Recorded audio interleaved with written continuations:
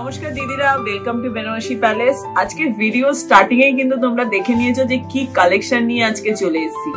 একদম পিওর কাতানের নতুন রিস্টক হয়েছে, দারুণ দারুণ কালার অপশন আছে এবং তার সাথে সাথে দারুণ দারুণ ডিজাইন।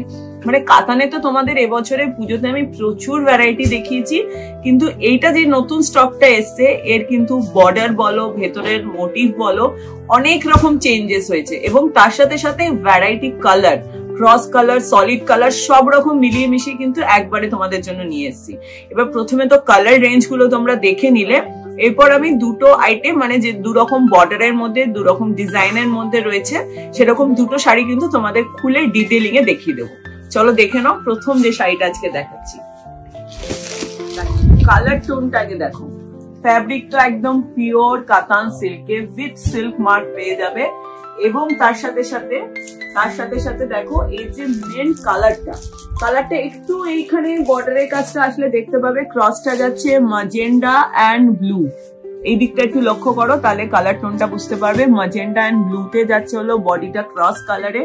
তার সাথে সাথে এই যে বর্ডারের নকশাটা দেখো, একদম নতুনত্ব কলকা বর্ডারের উপরে যাচ্ছে গোল্ডেন জারিতে এবং তার সাথে পুরো যে আঁচলটা, আচ্ছা প্রথমে মোটিভটা বুটাটা দেখে নাও।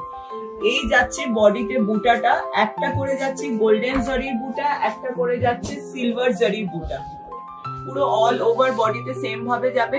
আর তার সাথে সাথে এইটা হচ্ছে কিন্তু আঁচলের দিকটা, আঁচলটাও পুরো অল ওভার যাচ্ছে গোল্ডেন জারির কিন্তু ভেতরে কাজ করা, পুরো নকশা করা গোল্ডেন জারিতে।